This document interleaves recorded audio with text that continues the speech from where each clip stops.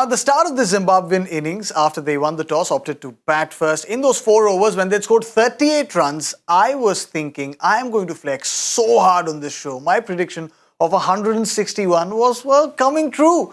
But it wasn't to be. A great show of bowling performance by Mohammad Wasim Jr. and company, and Zimbabwe have only managed 31 less than my prediction. 130 for 8 at the end of their 20 overs. Some starts for Williams, Evans, Irvine, but none of them really got going. My name is Tanay Tiwari. This is Cricbuzz Live. With me, Mr. Zaheer Khan, Mr. Simon Doull. Gentlemen, welcome. And it just, after that kind of a start, 4 overs, 38, first over you get 14 of Shaheen, his most expensive first over in T20 eyes. You've got to capitalize on that, Zach. Almost 50 runs in the power play. Yeah? we did speak about the importance of the power play runs and getting that start. Zimbabwe did the toughest job so far in the tournament. I think teams have not been getting off the block so nicely. They did get off the block so wonderfully well. But after that, it's pretty much run a ball. Yeah. You know, and losing those wickets in cluster has not really helped their cause. On the score of 95, with Mohammad Wasim taking those back-to-back wickets, Shadab bowling so well in those middle overs has been the key for Pakistan's revival of their bowling innings. Yeah, and if you look at that innings progression again, Simon, the one thing that, well, stands out is the trajectory of that graph. I mean, it started off really well, and then it suddenly went in a direction where you don't usually see it going. And conventionally, you'd assume that this would, this would get better because Haris Rauf bowls the first maiden over at Perth in this World Cup. Shadab then bowls a quiet over in the 12th over. Shan Masood drops Williams on 24, but then Shadab cleans him up. Babar takes a blinder. Chakabwa for a golden duck. All was happening in this interim. Yeah, it was. And I look at the strike rates and you think of Irvin was exactly 100, Shumba down at 80, Sean Williams, although he batted for 28 balls, still only striking at 110. Raza was down at 56, Ryan Burl down at 66. So all throughout, the batters just didn't really do the job after Madhaveri he got them off to a decent start. That 17 is not really a significant score, but at least he was striking at 130.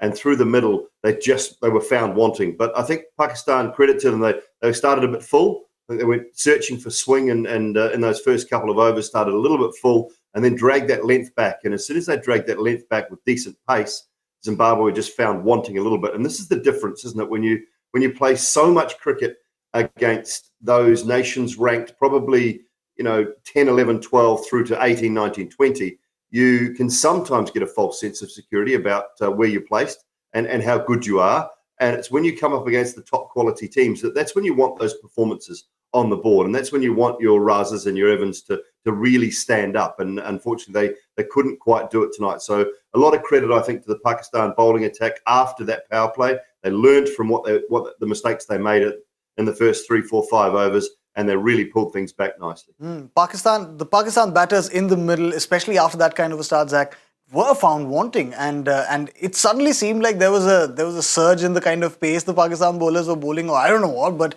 it really seemed like they just flicked a button and everything changed.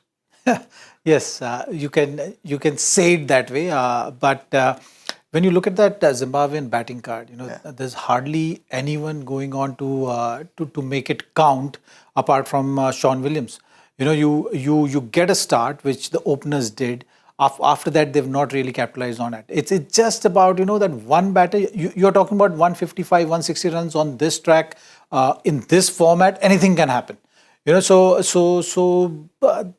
is where the missing link is, and that is where the experience also comes into play. So when you've done one part well, it's just about consolidating on that. And at times, even if it means absorbing that pressure in the middle overs, even if you have a couple of quiet overs, you still have to hold your nerves and know that if you push the bowlers in that position where they start committing errors themselves, the game becomes that much easier. That's what you've seen in this format. Good teams do. I think that's where Zimbabwe missed the trick. After laying that platform, you could sense having a tough game against India. Then a team is coming in, conceding about 47 runs in the power play with only 1 wicket down. Imagine their psychology there. The pressure was started to just play on them. That's where I think losing those wickets have not helped their cause. Yeah, and there was enough experience in that Zimbabwean middle order, but they just couldn't get going. And they couldn't get going because the Pakistan bowlers could. They were that good, really. And how good was Mohammad Wasim Jr.? Of course, no overs for Nawaz there. But Mohammad Wasim Jr., Simon, instant hit, instant fit. Yeah, fantastic. Straight into the side and a really good result. He's a good cricketer, Wasim Jr. I think with bat and ball, he has a lot to offer this Pakistan side. Really impressed with how he approaches the game. He's got genuine pace too. I mean, you think about, they talk about Harris Ralph, but, Wasim Jr. is capable of getting the ball in the early 140s.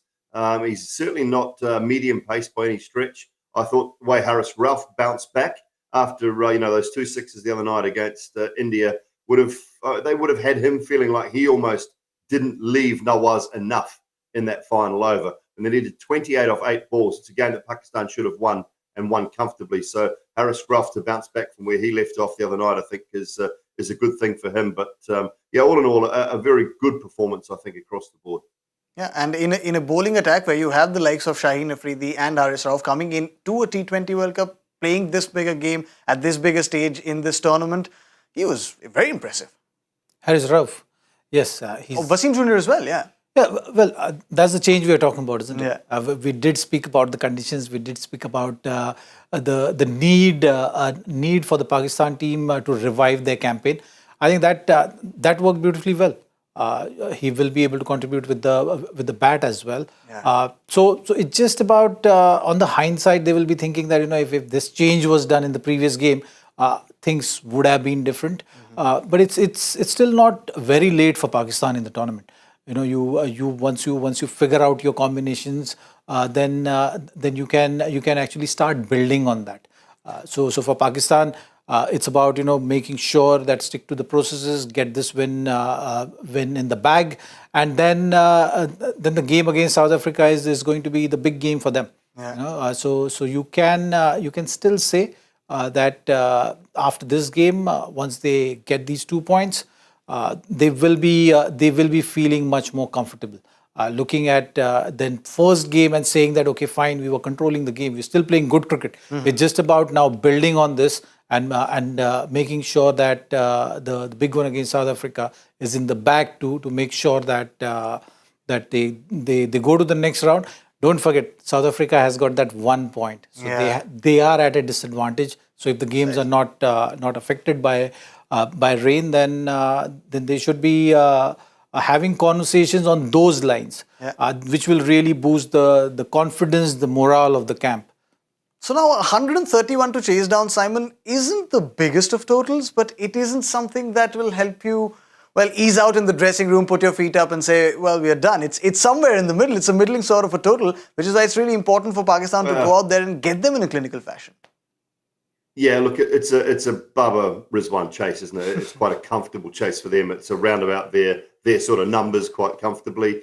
And you would imagine they should do it relatively easy. But, the Zimbabwean bowling attack is not the worst. It is a decent seam bowling attack. If they get their length right, the ball does skip through nicely. They do swing the ball as well. So if they can get that length right and nip a couple out early, just put a little bit of pressure on. And I think that's, that's going to be the key. You look at, I've been quite impressed with the left arm seamer, Ngarava. I think he's got some good ability with the ball. So, those numbers are pretty decent at this T20 World Cup so far. So I think they will have, they have to have belief. They have to figure that they can go out there with a chance of winning the game. If they knock a couple over early, put that pressure on that middle order, which has at times been vulnerable, although Shan was really good in the previous match with Iftikhar. You just have to feel every game, whether you've got 105 or 185 on the board, you have to feel you're a chance. And Zimbabwe will be talking about that right now, I'm sure, with Davey Houghton and the coaching and the bowling staff. That's going to be the key, Zach. I mean, and they will have to take inspiration from what Ireland did, and they will also have to see and perhaps take learnings from how Pakistan bowled, something that Simon mentioned as well, that the moment they corrected their lengths, altered them to the pitches, it seemed to be working wonders. And they have two bowlers in Ngarava and Muzarbani who are tall, who can extract the most out of this track and would love to do that. That's going to be the key. You got to, and that's the advantage of bowling second as well, isn't it? Yeah. You kind of have a gauge of the pitch. You know what lengths work, what options you can take. So I think that's something which Zimbabwe have to be spot on with. Start on a proper note. Look to get those early breakthroughs, get the ball in the right areas, not pitch too full because the wicket has pace in it, but it looked like a true wicket on fast bowling. So that is something which they have to be watchful of. So that means you can't really bowl too full. You got to be precise with your length to trouble the batters. We'll have to wait and see how they go about their bowling innings. But the key is going to be the early wickets. Yeah. You know, and not just because it's Pakistan. It's just generally when you're defending a total which is on the lower side, you need to create that scenario for the batting team where you start thinking defensive. If they're able to do that, they will be definitely be in with a chance. Yeah, they also have Luke Jongwe there, a bowler who isn't spoken much about. But, well, in the only win that Zimbabwe had against Pakistan not so long ago, he was the player of the match, picked 4 wickets for, well, nothing. And he would like to repeat that performance here again. We would not like to repeat our prediction performances here because we were also middling. So we'll go again. How many do Pakistan get in the power play, Zach? I think 40. 44? No loss. I think, yeah. Okay, all right. Simon, for you? I think they'll come out firing. I think Rizwan will be a little more aggressive. So I'll go 53. 53. Wow. I'm with those boys in that Zimbabwe camp. I'm saying 35 for 1. We're gonna perhaps see, if not an upset, something very close to it. Just a prediction. I can make anything. But that's all the time we have on Cricbuzz Live. Thank you, Zach. Thank you, Simon, for joining in. Thank you to all of you as well. We'll see you at the end of 10 overs with Cricbuzz Combox. Post that on Cricbuzz Live.